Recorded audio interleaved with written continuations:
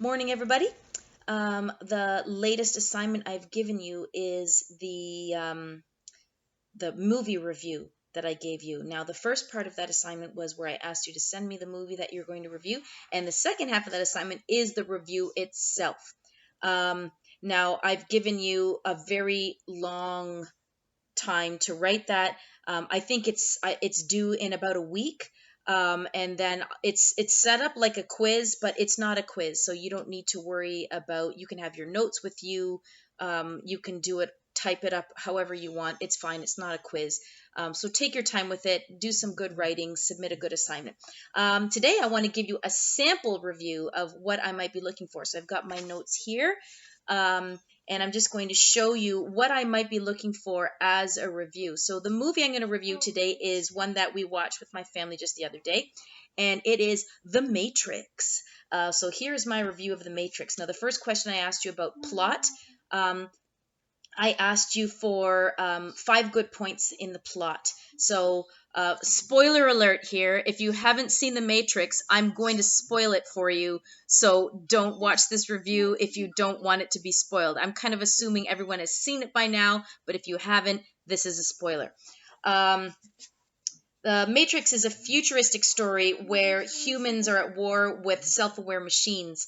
Humanity has been enslaved and used as a power source by these machines.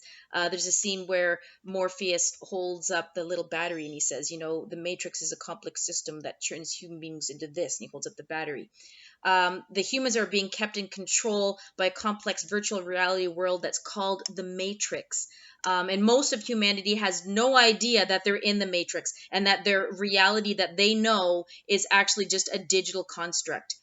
There is a small group of humans that has escaped the Matrix, and they battle with the machines in the real world, which is like a dark, bleak, desolate world. They live underground or in hovercraft that kind of go through the tunnels and stuff under the ground. But the above the ground is completely destroyed. They find a character named Neo. Neo seems to have special abilities. Morpheus, who is the leader of a ship of humans, and kind of like a wise man that's believes in the prophecy that the machines are going to be defeated. He finds Neo and saves him from the Matrix and shows him the real world. And he believes that Neo is the one. So he's destined to be the one that destroys the Matrix and saves the humans from the grip of these machines. Neo does not believe that he's the one at first. They go to see a character called the Oracle. And she kind of asks him, "What do you think?" And he says, "It's not me." So he doesn't believe at first. Then, with Morpheus's help, he embarks on a journey where he discovers that he can manipulate the Matrix in ways that he didn't think. Eventually, he learns that he can fight agents, whereas before they had always run away. He starts to fight back against the agents, and he can control the Matrix like nobody else can. And he goes on a journey of self discovery where he eventually builds his confidence and learns that he can do exceptional things. And by the end of the movie, yes, he is the one. So, spoiler alert there. I guess it's too late for a spoiler alert because I just told you too late. But I told you already. Okay. So the next question I asked you about was characters. So the characters, the two I'm going to focus on are Neo and Morpheus. Neo is a young man, dark hair, dark eyes, athletic. He starts off as a computer hacker. He works for a software company, and by night he's a computer hacker, and deals in the black market. He gets woken up, saved from the Matrix by Morpheus, and he seems to have exceptional talent in simulated programs. He starts off as a character that is full of doubt, and eventually, throughout the movie, his confidence grows until by the end, he's a believer. Morpheus, I'd say he's more of a middle aged man. He's bald, he's got dark skin, dark eyes, also athletic. He is confident, calm, and inspirational. He guides the others and has total faith in Neo, where at first Neo doesn't believe. Morpheus believes in Neo from the moment that he finds him. He definitely seems to be a character that has a lot of wisdom and is a natural leader that others just seem to follow him in his quest, even though it seems a little out there. Now, next question I asked you about was the acting. So, acting pros, the good things about the acting. Focusing on the same two characters that I did. You can do different ones if you want, but I'm going to focus on these two and mention a couple others.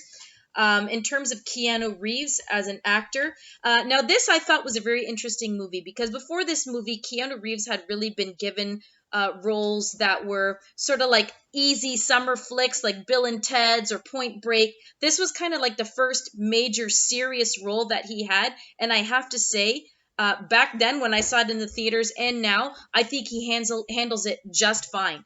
Um, he's very believable.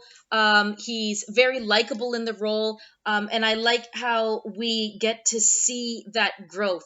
At first, we definitely see that there is doubt in him. He doesn't believe when, so for example, when Morpheus first shows him what the real world actually is like, and Neo basically has a panic attack. I think that's a very difficult scene to act, first of all, and I think he does it very believably and very well. That's a very dramatic scene. Then also the quieter scenes when he's with the other ones, the other characters like Trinity, or he has a scene where he talks to Tank, um, or when he talks to Cypher and they're having a drink together, and we know that Cypher's not really a likable guy, but Neo is a very likable guy. Neo just kind of seems sort of lost and overwhelmed, and it's a very quiet scene, but it definitely seems believable. In terms of Morpheus, Lawrence Fishburne's character, he plays this charismatic leader role, 100% with accuracy, I think.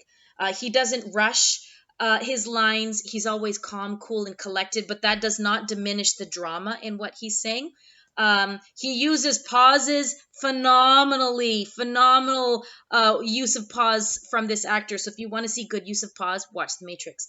For example, in the scene where they're about to extract Neo, where he says you can choose the red pill or the blue pill, that scene, the conversation leading up to the part where Neo takes the pill, excellent use of pause. You can tell it's almost choreographed how he's conducting this conversation because he wants to push Neo. He wants Neo to take the right pill, which is the red one.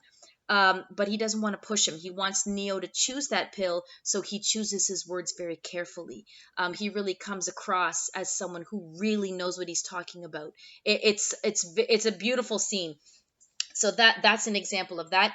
Now, acting cons, things that I didn't like.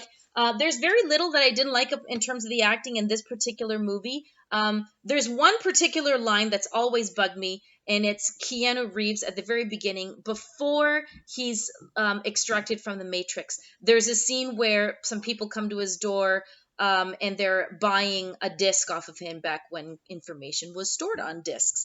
Um, and they say, "Oh, you look like you need to get out. You want to come with us? We're going to a party. What do you think? Should we bring him?" "Yeah, we should bring him." And he's like, "No, no, I'm going to stay home."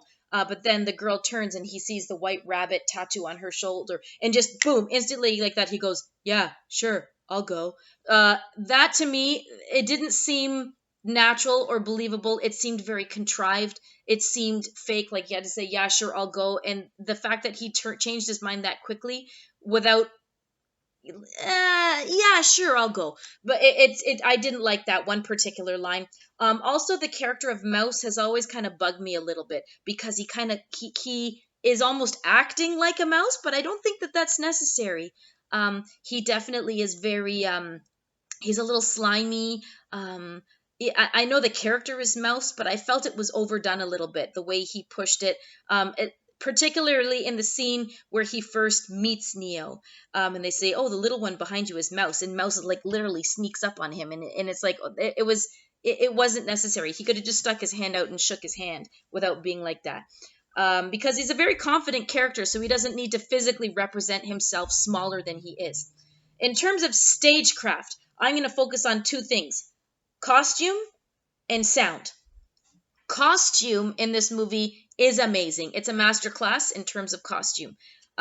There's three costume worlds that I see. At the beginning, there's the regular everyday clothing that everybody wears when they're in the Matrix before we know the Matrix even exists.